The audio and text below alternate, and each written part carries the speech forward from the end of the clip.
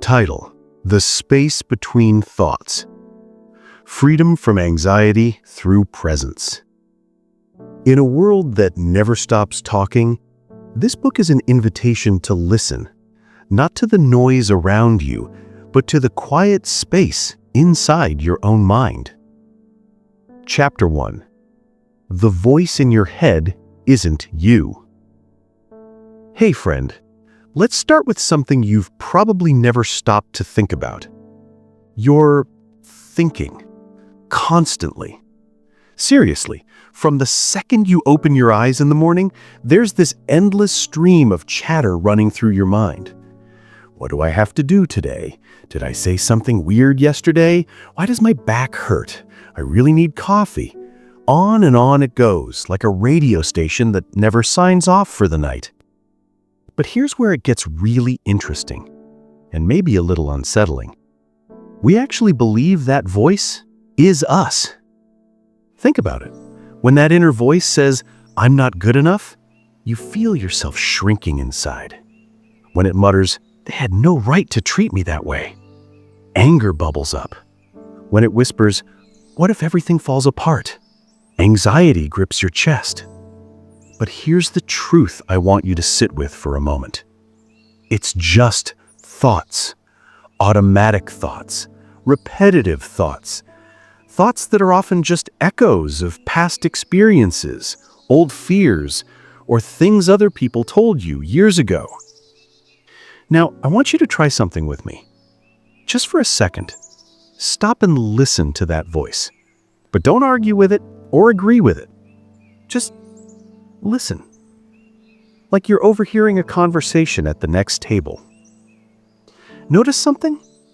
There's you, the one listening, and then there's the voice, the thing being listened to, the observer and the noise, the awareness and the chatter. They're not the same thing. This simple realization that you can actually watch your thoughts instead of being completely lost in them is where real freedom begins. Because once you can observe something, you're no longer trapped inside it. The illusion of identity. From the time we were kids, we've been building this thing called an identity. I'm Sarah, I'm a teacher, I'm the responsible one, I'm someone who struggles with anxiety. I'm this, I'm that. But let me ask you something that might feel a bit strange. Who are you without all those labels? When you peel away the job title, the family roles, the stories you tell about yourself, what's actually left? What remains is something much simpler and more beautiful. Pure awareness. That quiet, spacious consciousness behind every thought. That's your true self, not this collection of ideas and stories you've been carrying around like luggage. And honestly, so much of our suffering comes from trying to protect this fragile mental identity we've built. We defend our opinions like they're vital organs. We hold on to grudges because they reinforce our sense of me versus them. We chase achievement after achievement because we think accomplishing something will finally prove who we are. But here's the secret. Your real self doesn't need proving. It just is. Peaceful, open, aware, already complete. The beginning of awakening. Now, when I say awakening, I'm not talking about seeing glowing lights or hearing angels sing. I'm talking about something much more practical and life-changing. Realizing that your mind is a tool, and it's been running the show. Once you truly see this, something fundamental shifts. You stop taking every thought so seriously. You create a little breathing room between what happens to you and how you react to it. And in that small space, that precious gap, peace has room to grow. This is what living in the present moment really means. Not as some spiritual concept you read about, but as something you actually experience. It's that moment when you stop drowning in the endless stream of thoughts and start breathing in awareness itself. And friend, that's exactly where we're headed together in this journey. You ready? Let's keep going. Chapter 2. The heavy baggage called time. Let's talk about something that quietly controls most of our lives. Time. Now, don't get me wrong, time is incredibly useful in the practical world. We need it to catch flights, meet deadlines, plan dinner, and show up for the people we care about. But here's where things get tricky. Inside our minds, time becomes something entirely different. It becomes a prison. It transforms into this endless state of waiting to actually live. Sound familiar? I'll be happy when I get that promotion. Life will be better once I lose the weight. Things will finally feel right when I meet the right person. We're constantly telling ourselves that life will truly begin somewhere out there in the future. But here's the plot twist that changes everything. Every time the future actually arrives, it shows up as only one thing: this moment, right now. And yet, how often do we actually meet it? How often are we truly here? The mind's favorite trick. Your mind is absolutely addicted to movement. It needs to bounce around between what happened back then and what might happen next. It replays that argument from last week, rewrites conversations from years ago, and rehearses 17 different versions of tomorrow's meeting. Why does it do this? Because your mind survives on what I call psychological time. And that's very different from regular clock time. Clock time is simple and helpful. It tells you when the coffee shop closes or when your friend's birthday is. No problem there. But psychological time? That's where your past wounds and future anxieties live on repeat. That's where you get stuck. Every time you catch yourself thinking, "I'll be happy when," or "I can't move on because," congratulations, you've just entered the loop. And the longer you live in that loop, the heavier everything feels. You start carrying time around like luggage you can't put down, instead of moving through life with lightness and ease. The real source of pain. Here's something that might surprise you. Most emotional pain is actually resistance in disguise. Something happened, or maybe something didn't happen the way you wanted, and part of you just refuses to accept it. The event itself ended long ago, but the story about it? That keeps playing on repeat. This is why so many people don't actually suffer from what happened to them once. They suffer because they keep reliving it in their minds. The scene plays over and over like a wound they won't let heal. Let me be clear, pain itself isn't the real problem. Resistance is. The moment you stop fighting against this present moment, stop arguing with what is, the pain naturally begins to dissolve. Think of it like a tug of war. As long as you're pulling that rope with all your strength, your hands are burning, your muscles are screaming. But the moment you simply let go, not out of defeat, but out of awareness, the rope falls to the ground. And with it, so does the pain you thought would last forever. Healing happens now, not someday. I know you've probably told yourself, "I'll heal eventually," or "time heals all wounds." But here's the truth. The idea that you'll heal someday is exactly what keeps healing just out of reach, because someday is always tomorrow, always just ahead of you. Real healing doesn't happen in time. It happens in presence, in this moment. Because this moment, right now, is the only place where you can actually see your pain without all the stories wrapped around it. When you stop asking, "Why did this happen to me?" and instead simply notice, "Okay, this is what pain feels like right now," something subtle but powerful happens. Awareness begins to grow. And awareness itself, that's the medicine. The gateway is always now. The present moment isn't some mystical, abstract concept. It's an actual doorway. When you bring your full attention to now, really fully here, time loosens its grip on you. You'll still remember things, you'll still make plans, but you're no longer lost in the past or future. You're no longer drowning in them. Awareness becomes your anchor. You stop being a time traveler trapped between yesterday and tomorrow, and you become something much more spacious. The awareness in which time itself unfolds. That's the freedom your mind has been desperately searching for all along. Not an escape from life, but a return home to it. And friend, you can start that return right now. Not tomorrow, not after you finish reading this. Now. Chapter 3. The Ego's Endless Game. All right, let's dive into something that's running the show behind the scenes for most of us. The ego. If your mind is that constant voice in your head, then the ego is the story that voice keeps telling about who you are. It's this invisible character you've been playing your whole life, built from your fears, your wins, your memories, your opinions, and all those labels you've collected along the way. Now, before we go any further, let me be clear. The ego isn't some villain we need to destroy. It's not evil. It's just unconscious.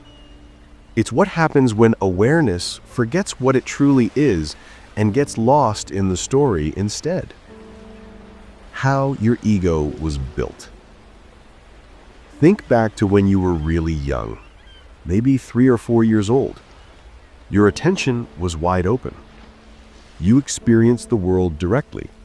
A dog wasn't just a dog. It was this fascinating, furry, moving thing. Colors were colors. Sounds were sounds. Pure experience.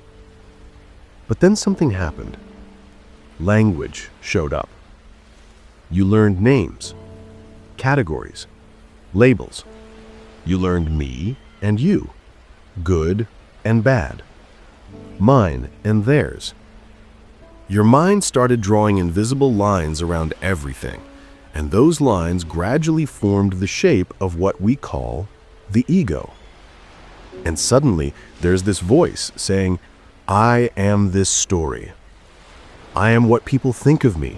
I am my job, my achievements, my failures, my possessions. The ego constantly compares, measures, judges itself, and defends itself because it genuinely believes its survival depends on being somebody. It feeds on attention, from others and even from you. The hunger that's never satisfied. If the ego had a favorite word, it would be more. More success, more approval, more control, more certainty, more. And here's the kicker. No matter how much it gets, it's never enough. Because the ego doesn't actually want peace. It wants to keep the game going. This is why you can see people who've made it. They've reached the mountaintop, checked every box, and they still feel empty inside. The second one goal is reached, another one magically appears, just slightly out of reach, dangling that same promise of fulfillment that never quite arrives. The ego doesn't live in this moment. It lives in the gap between what is and what should be. And that gap? That's where all your dissatisfaction lives and grows. Creating enemies to feel real. Here's another trick the ego loves.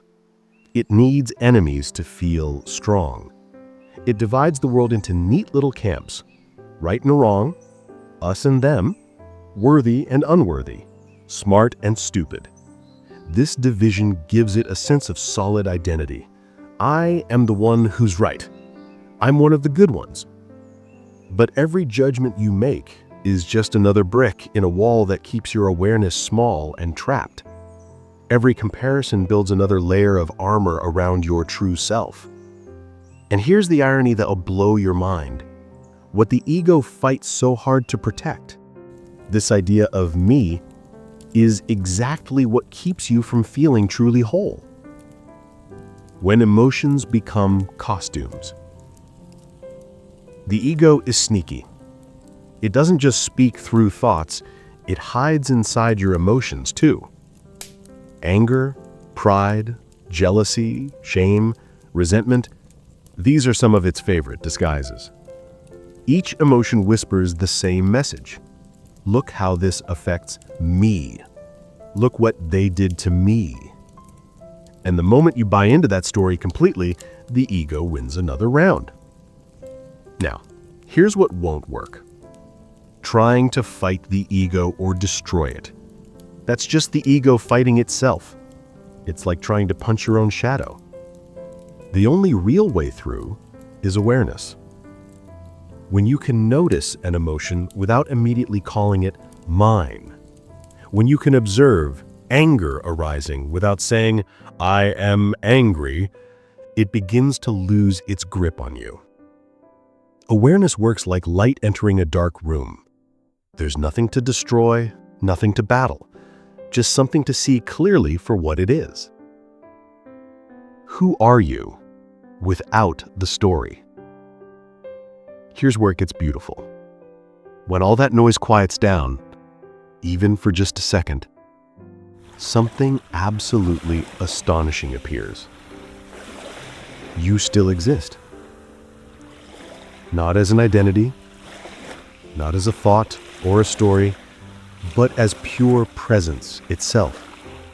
Silent, awake, peaceful, whole.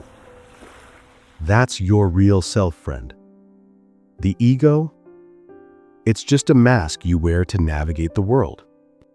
But you are the one behind the mask. The awareness that was never born, never broken, never incomplete. And the moment you begin to truly see this, really see it, you stop playing the ego's exhausting game. Because you finally realize there's nothing to win. There never was. Chapter 4: The Real Power of Letting Go. Here's something most of us spend our entire lives doing, trying to control things that simply can't be controlled. We fight against situations. We resist our own emotions. We literally argue with reality itself, all because we think that's how we'll finally make things better. But I need to tell you something important. Peace never, ever arrives through control. It only shows up when you finally stop the exhausting fight. Now, before you think I'm telling you to just give up on everything, let me clarify. Letting go doesn't mean becoming passive or weak, not even close. It means learning to see things as they actually are, before your mind jumps in with its judgments, before fear turns everything into a threat. It means understanding this profound truth. Reality doesn't need your permission to unfold. It's already unfolding right now. Why we suffer. The resistance game. Let me give you an image that might help this click. Imagine there's a river flowing through you. Every experience, every thought, every emotion is carried along in its natural current. Now imagine yourself standing in that river, hands out, trying to push the water backward. That's what resistance is. Every time you think, this shouldn't have happened, or I can't accept this, you're literally trying to reverse the flow of life itself. And guess what? The pain you feel isn't in the water, it's in the pushing. Life becomes so much lighter the moment you stop demanding that it be different from what it is. Now, listen carefully to this. Acceptance is not the same as approval. You don't have to like what's happening. Acceptance is simply recognition. It's being able to say, okay, this is what's here right now. That one simple sentence, really meaning it, can end years of exhausting internal struggle. Why your ego hates this idea. Your ego absolutely despises surrender. Why? Because surrender threatens its entire existence. The ego survives by constantly doing something, fixing, chasing, improving, defending, controlling. To the ego, stillness feels like death. Surrender sounds like giving up everything it's worked so hard to build. But here's the beautiful truth your ego doesn't want you to know. When you stop fighting reality, you don't disappear. You actually come back to yourself. The small, fearful you that was resisting dissolves, but what remains? That's more alive, more present, more real than anything you've experienced. In surrender, your awareness naturally expands beyond your personal story. You start to sense something deeper, a quiet intelligence behind everything, a natural order that doesn't need your micromanagement to function perfectly.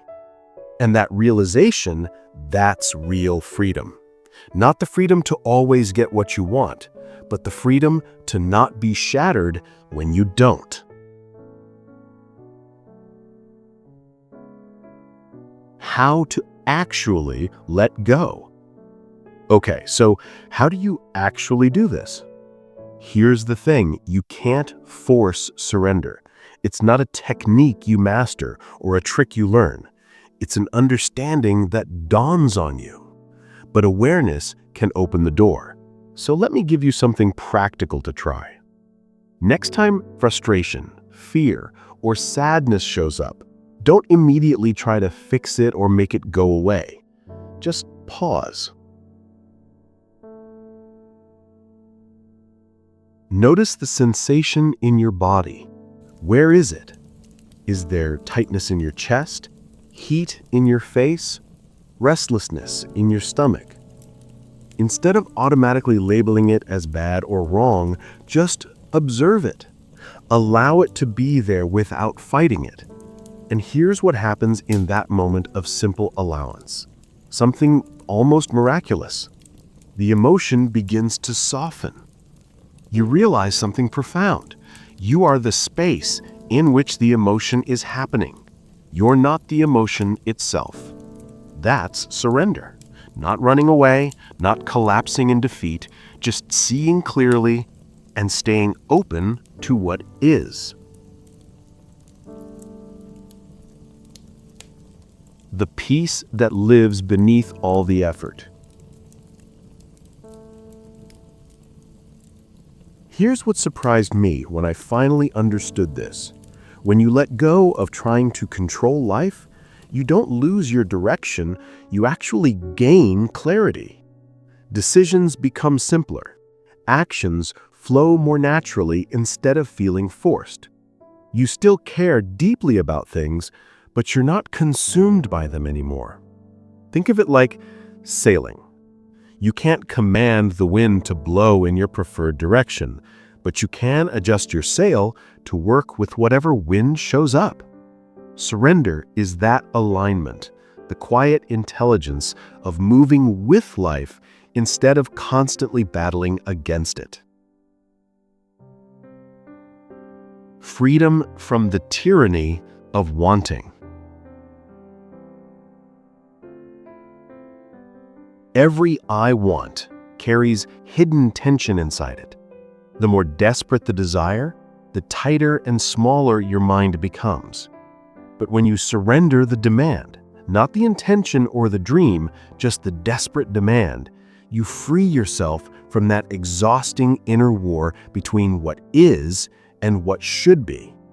Letting go doesn't mean you stop dreaming or hoping or working towards things. It means your dreams no longer own you. They no longer hold you hostage. And here's the paradox that changes everything. When you stop clutching at life with white knuckles, you discover it was never actually trying to escape you in the first place. It's been here all along, right now, waiting for you to simply let it in. Chapter 5.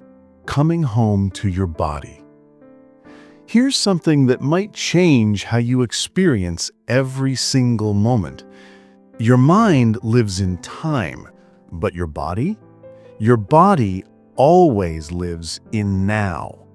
Think about it. Right now, while your thoughts are probably bouncing between what happened earlier today and what you need to do later, your heartbeat is happening now. Your breath is flowing now. The subtle pulse in your hands, the temperature of your skin, all of it exists only in this present moment. That's why your body isn't just biology, it's your anchor. When you come back to your body, you automatically come back to here, to reality, to what's actually happening instead of what you're thinking about. Your body, the doorway that's always open. Here's the beautiful part. You don't need to meditate in a cave or chant sacred mantras to find stillness. You just need to feel what's already happening. The air moving gently through your chest, the natural rhythm of each breath, in and out, in and out. That subtle vibration of simply being alive that's humming through you right this second. These sensations exist before thought. They don't need your interpretation or analysis. They just are. Pure reality, untouched by any story your mind wants to tell about them. Every single time you bring your attention back to your body, you're stepping out of the endless maze of mental chatter and into awareness itself. It's like switching from a noisy radio station to the pure, clear silence that was always playing underneath it. Why we lost the connection? Let's be honest. Most of us live almost entirely in our heads. Screens everywhere, constant stress, endless stimulation, it all pulls our attention upward, away from the body's subtle intelligence. That's why so many people feel weirdly disembodied without even realizing what's happening. Their thoughts are running the entire show while their body quietly absorbs all the tension, all the stress, all the unprocessed emotions. Every feeling you push away, every emotion you try to think your way through, it leaves a mark. A stiffness in your shoulders, a tight jaw you didn't notice clenching, a restless, anxious heart that never quite settles. We keep trying to think our way out of pain, but here's the thing. The body speaks a language that thought can't translate. It doesn't need your analysis or your explanations. It just needs your attention. Learning to listen instead of control. Now, when I talk about bringing awareness to your body, I'm not talking about controlling it. This isn't about achieving perfect posture or mastering some breathing technique or optimizing your energy flow. It's about listening. When sadness shows up, can you feel where it actually lives in your body? Is it in your chest? Your throat? When anxiety rises, can you sense its texture, that electric buzz just under your skin? When joy bubbles up, can you stay with its warmth without immediately trying to capture it or make it last forever? That's what real embodiment means, staying awake and present inside the experience without getting completely lost in it. No suppression, no indulgence, just presence. The ancient wisdom living in yourselves. Here's something profound to consider. Your body is older than your thoughts, way older.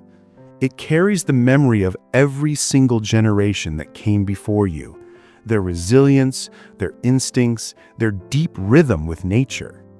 When you slow down enough to actually listen, that ancient wisdom whispers back to you, and you start to notice yourself moving through life differently, not reacting from tension and fear, but responding from awareness. You eat when you're actually hungry, not when you're emotionally empty. You rest when you're genuinely tired, not when guilt finally allows it. You act from intuition instead of from fear. This is intelligence beyond intellect, the quiet, natural intelligence of life itself, flowing through you every moment. Presence doesn't mean you have to sit still in meditation all day. You can walk, talk, work, create, and still remain anchored in awareness. Feel your feet as they touch the ground with each step. Notice your breath as it naturally moves with your words when you speak. Sense your hands as they type, cook, build, or hold someone you love. When body and awareness reunite, something fundamental shifts. Life stops being something that just happens to you and becomes something you're deeply, fully inside of. And that's the beginning of real wholeness. When your mind stops floating somewhere above life like a detached observer and finally comes home to the living, breathing, feeling body it's been ignoring all along. And friend, that homecoming is available to you right now. Not later, not after you finish this chapter. Right now. Feel your breath. You're already home. Chapter 6. Love Without the Story. Let's talk about something that will test everything we've explored so far. Relationships. You can sit peacefully in meditation for hours, feel totally centered and aware, and then, boom. One heated argument with someone you care about can instantly expose every unresolved pattern you thought you'd already worked through. Why does this happen? Because relationships are mirrors, not decorations to make us happy or complete us, but honest, sometimes brutally clear reflections of our inner state. They show us exactly what remains unhealed inside us. Here's the uncomfortable truth. Most people don't actually relate to each other. They relate to the stories in their heads about each other. They don't meet as two present, aware beings. They meet as two walking patterns, each carrying their own history, expectations, fears, and unprocessed pain. Real awareness in relationships begins the moment you finally see that difference. When love is actually need in disguise. What we often call love is actually a quiet transaction. I'll make you feel special if you make me feel complete. Sounds romantic on the surface, right? But watch what happens the moment that person fails to deliver the feeling you're expecting. The illusion shatters. What was love yesterday becomes resentment today. This isn't love, it's dependency dressed up in romantic language. It's your ego desperately searching for security and wholeness through someone else's attention and validation. Real love, true love, doesn't come from need. It arises when two people are already whole within themselves, and they choose to share that completeness, not use each other to fill their emptiness. That kind of love doesn't demand, it doesn't control or manipulate, it flows naturally, not because it's perfect or easy, but because it's genuinely free. Every conflict in a relationship is actually a teacher, if you're willing to see it that way. When anger flares up, the ego's immediate reaction is to point the finger. You made me feel this way. This is your fault. But awareness asks a completely different question. What inside me is reacting right now? The moment you shift your focus from blaming them to examining your own reaction, something incredibly powerful happens. The pattern begins to unravel. You start to see the truth. Your partner didn't create your pain. They triggered something that was already living inside you. Old wounds you never fully healed, unmet needs from childhood, forgotten fears you buried years ago.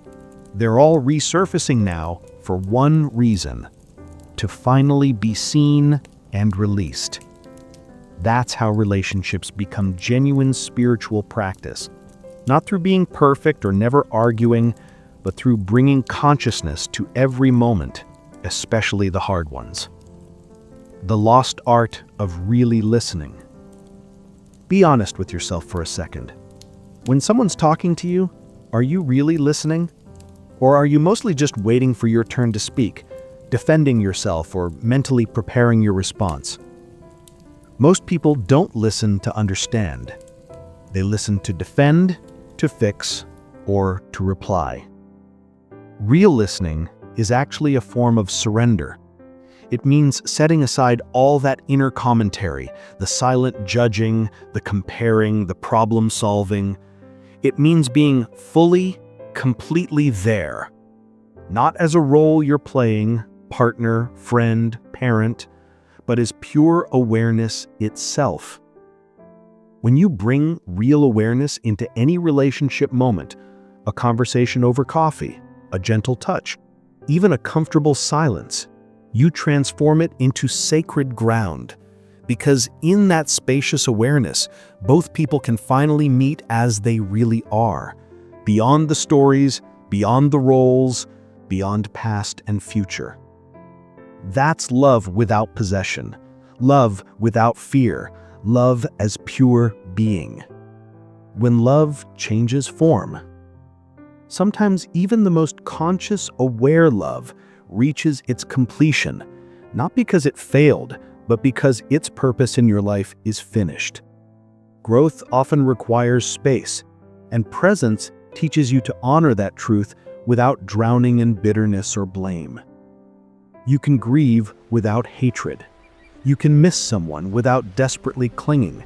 You can let go without slamming your heart shut. The ending of a relationship story doesn't end the deeper connection that was shared. The awareness remains, and with it genuine gratitude for what you experienced together, for what you learned, for who you became. That's how love matures and evolves, from desperate desire to peaceful acceptance to deep understanding. And friend, that understanding, it stays with you forever. It becomes part of who you are. Chapter 7. The Language of Silence.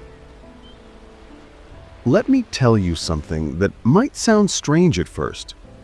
Silence isn't the absence of sound.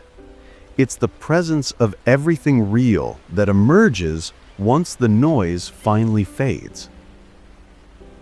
Think about your daily life for a moment. We're surrounded by constant motion. Notifications buzzing, voices talking, music playing, our own thoughts chattering endlessly. Even when the external world quiets down, your mind just keeps going, doesn't it? Reviewing what happened earlier, anticipating what's coming next, explaining, defending, planning, worrying. And yet, beneath all that relentless mental chatter, there's something completely untouched. A field of pure stillness that never moves, never changes, never gets disturbed. Here's the beautiful part. You don't have to create it. You just have to remember it's there. The noise we've confused with living. Our modern minds have become genuinely addicted to noise. We measure our worth by how productive we are, how busy our calendars look. We fill every single pause, every waiting room moment, every elevator ride, every quiet evening with some kind of distraction. We've actually started treating silence and stillness like they're laziness, like something to be ashamed of. But here's what's really happening. The more stimulation we desperately seek, the more anxious we become, because all that noise is actually keeping us away from ourselves. Look, thought is useful. I'm not saying it isn't. But thought is also inherently restless. It literally doesn't know how to stop on its own. That's why you can never think your way into peace. You can only fall silent into it. What happens in your body when you find stillness? When your mind finally slows down, something remarkable happens in your body. Your heart rate naturally lowers. Your breathing deepens and steadies. Stress hormones like cortisol begin to drop. Your brain waves shift from those frantic, anxious beta waves into the calm, peaceful rhythms of alpha and theta states. This isn't mysticism or woo-woo spirituality. This is your biology finally catching up with awareness. Your body was never designed to live in a state of constant mental noise and stress. It was built with an essential need for moments of genuine quiet, to process what you've experienced, to repair what's been damaged, to truly listen to what needs attention. Stillness isn't about escaping life. It's about restoration. It's about giving your whole system permission to finally rest. The secret doorway between your thoughts. Now, here's something fascinating.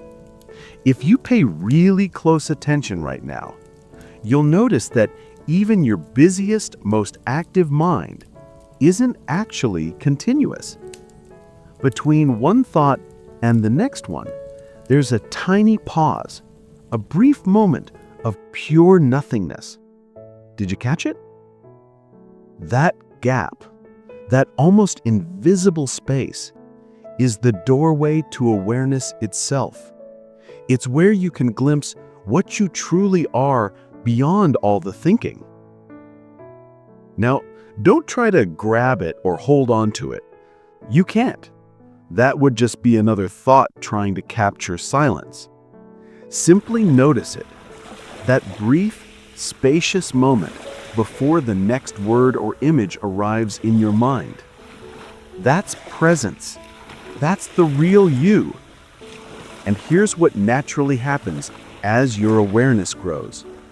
Those gaps begin to widen on their own.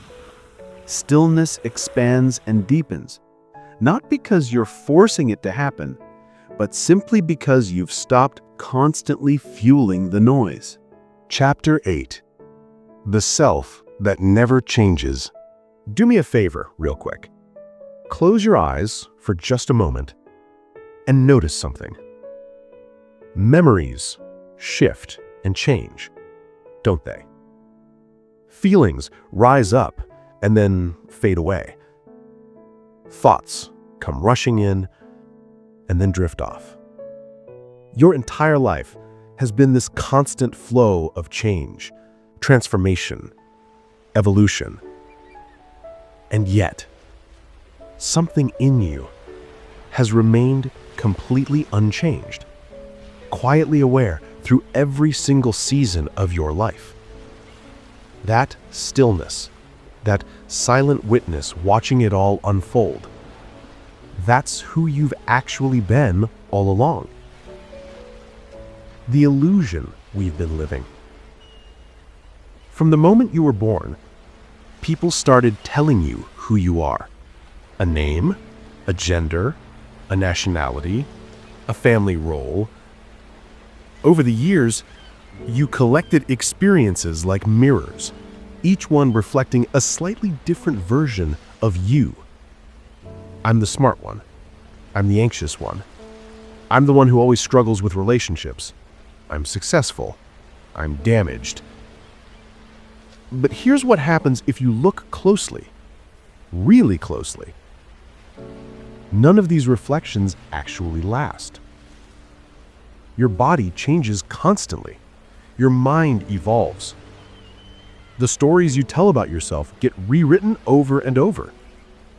And yet, through it all, awareness keeps watching. Always there. Always present. Never changing. This continuity, this silent observer beneath all the change, isn't part of your personality. It's not another trait you can add to your resume. It's more like the open, endless sky behind every passing cloud. The clouds come and go, but the sky just is. You are not what you think you are. Your thoughts absolutely love to define things. They're constantly saying, I am successful, I am broken, I am enough, I am not enough, I am this kind of person. But let me ask you something. Who is this I that keeps getting labeled? Think about it. Every label you use depends on contrast and comparison. Success only exists compared to failure.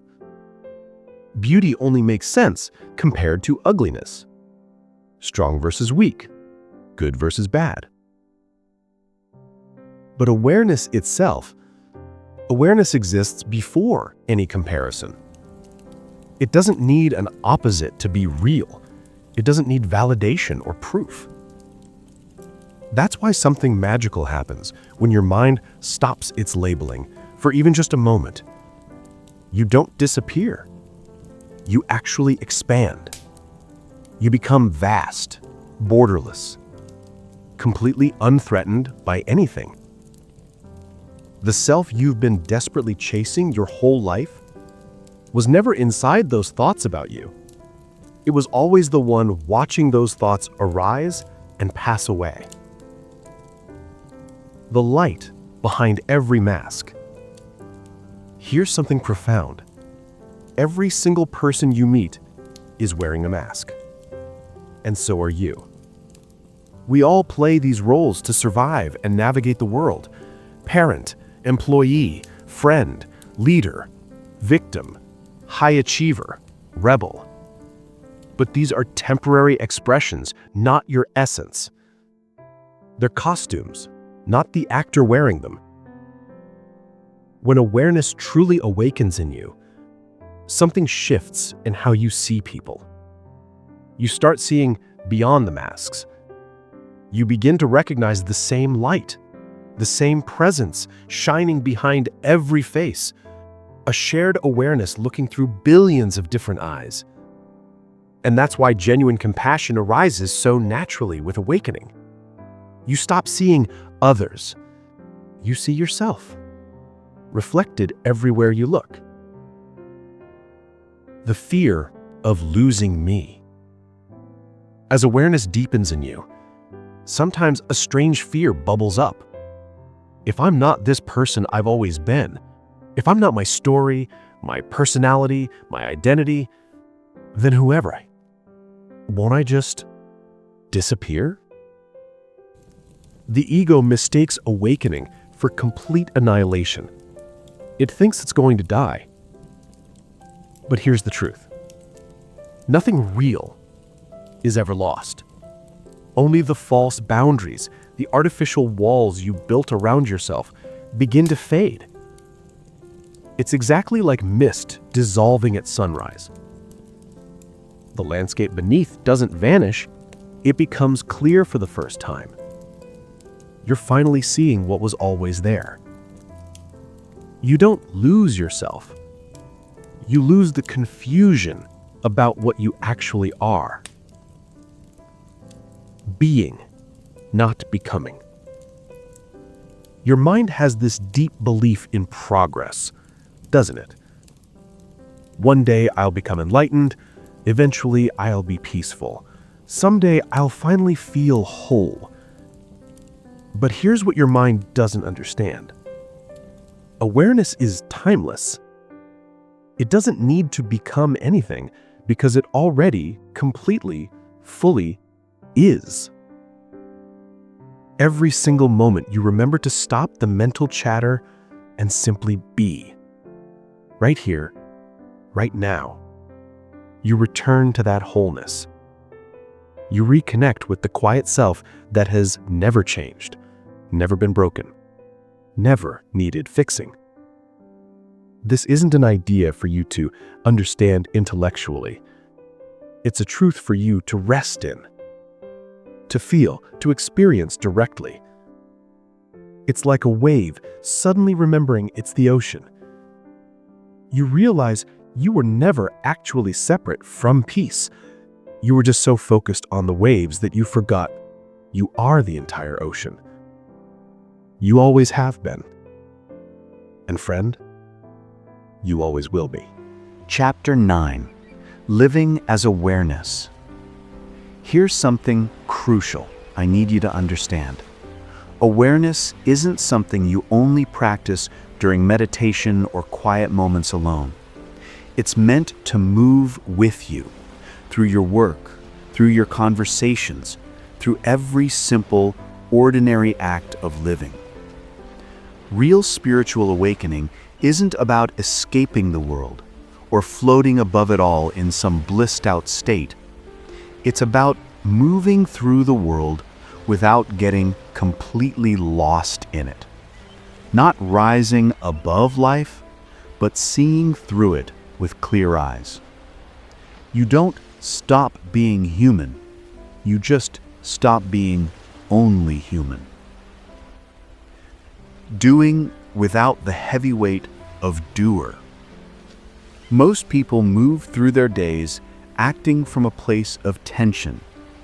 Every single action gets tied to their sense of identity. If I succeed at this, I matter. If I fail, I disappear. If people approve, I'm worthy. If they don't, I'm worthless. That's why even the smallest tasks can feel exhausting and heavy. But when you act from awareness instead of ego, something fundamental shifts. You still plan, you still create, you still work hard, but the action flows through you rather than feeling like it's being forced from you. There's no tightness gripping your chest, no constant anxiety about the outcome. You become like a clear channel for intelligence and creativity to move through naturally. Work stops being this endless battle you have to win. It becomes pure expression. The mind thinks it must control absolutely everything. Awareness knows it's already part of everything. Making decisions from stillness. Most people make decisions from one of two places: fear or desire. The past is pushing them from behind, the future is pulling them from ahead, and they're stuck in the middle trying to figure out which way to go. But awareness doesn't rush. It waits patiently until clarity arrives on its own.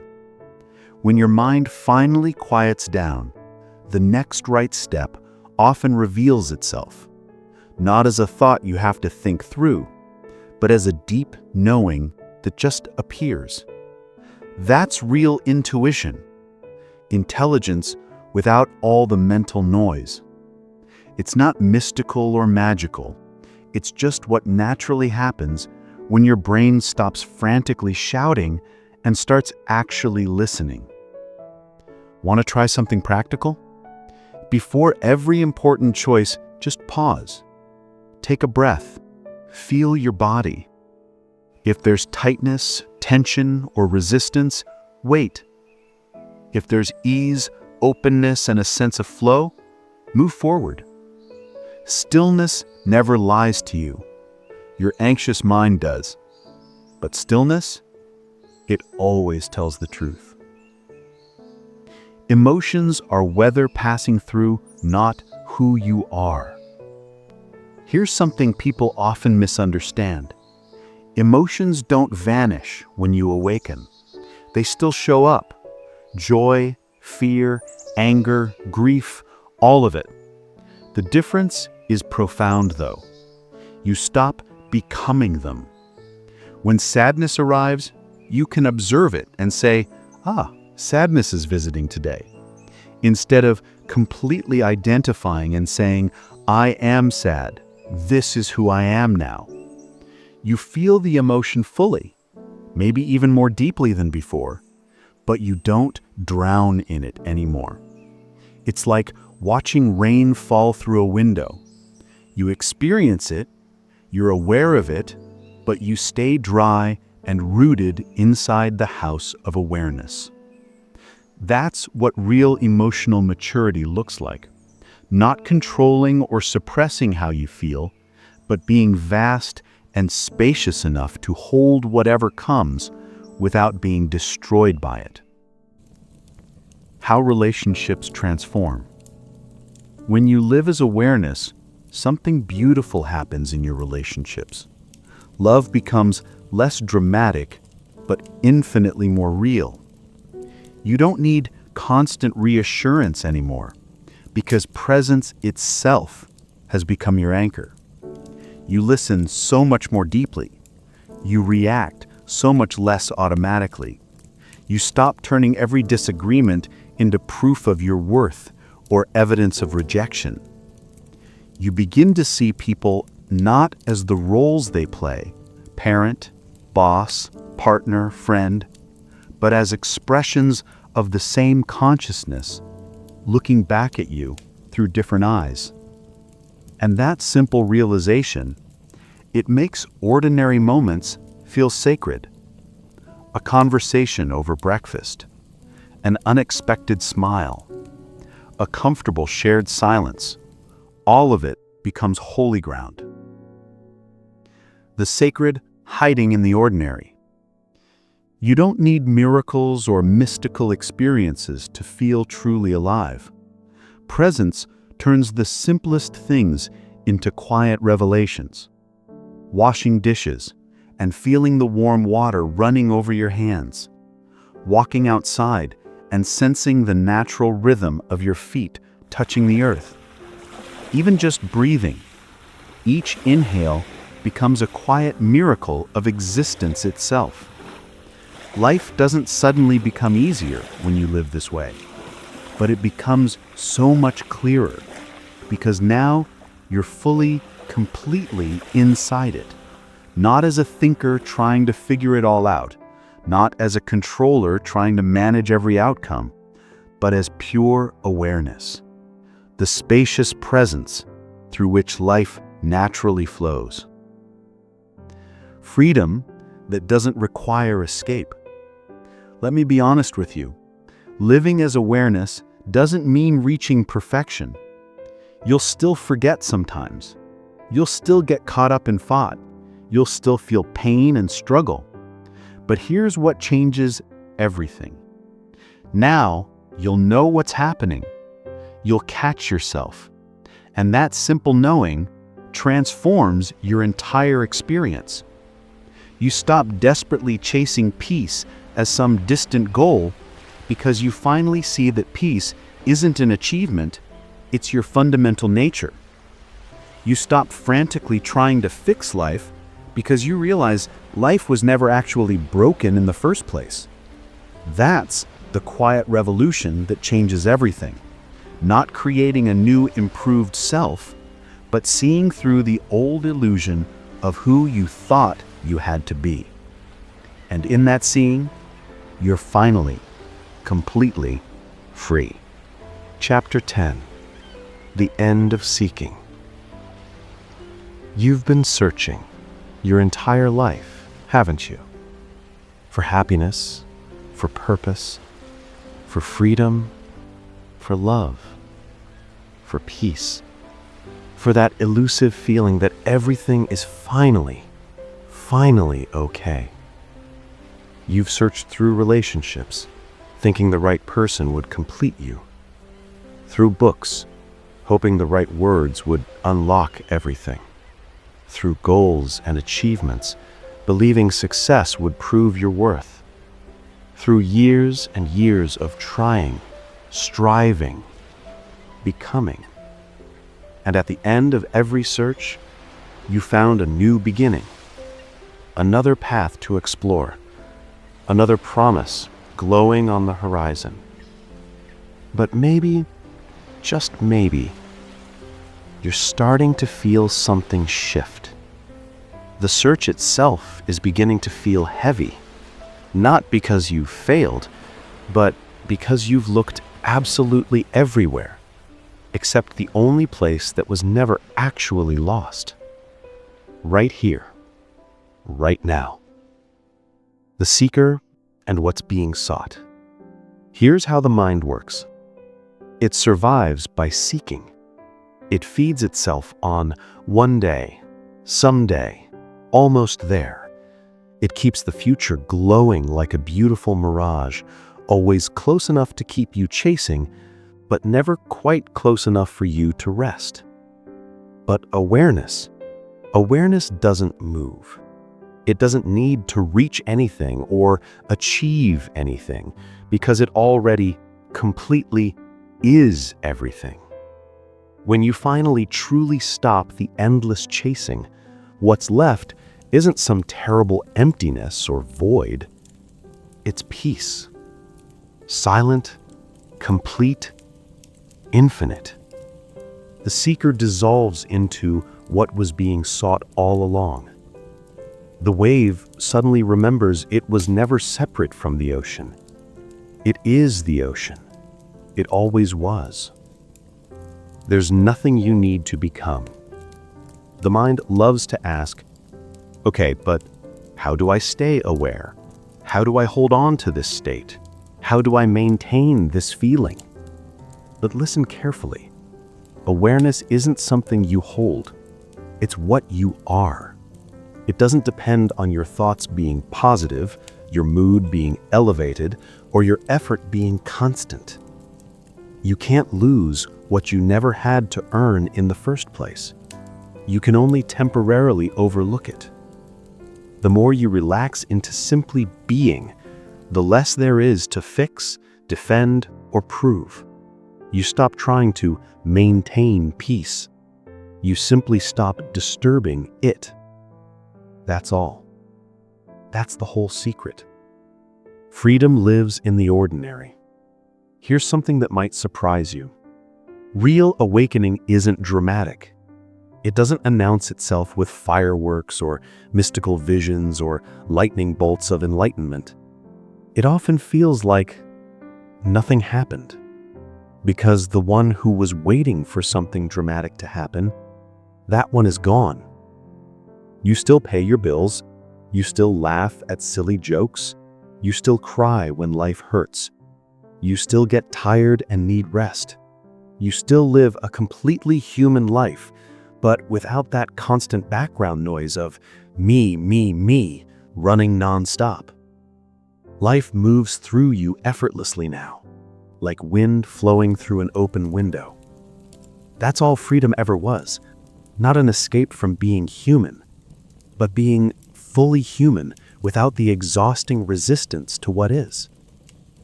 Living in the endless now. When you finally stop seeking, something miraculous happens. Every moment becomes complete exactly as it is. This breath you're taking right now, this sound in the background, this heartbeat pulsing in your chest. Nothing is missing. Nothing is extra. Everything is whole. Time still moves, of course. Days still pass, but time no longer carries you away from yourself. You walk inside time as stillness itself, present, aware, vibrantly alive. That's the quiet miracle you've been chasing all along, friend.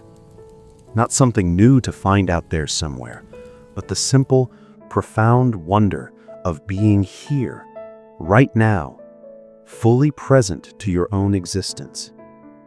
Welcome home. You've reached the end of this book, but here's the beautiful truth. There is no end. There's only recognition, only remembering. Awareness was never waiting for you on some distant mountaintop. It was never hidden in ancient scriptures or secret teachings or perfect silence. It was the listener of every word you've ever heard, the watcher of every thought you've ever had, the presence that's been reading these very lines right now, in this moment. You are what you've been looking for. You always were, from the very beginning. And in this simple realization, the search finally comes to rest, not because it's over, but because you see it was never actually needed. Just this, just now, just being. That's all. That's everything. Welcome home, friend. You've been here all along.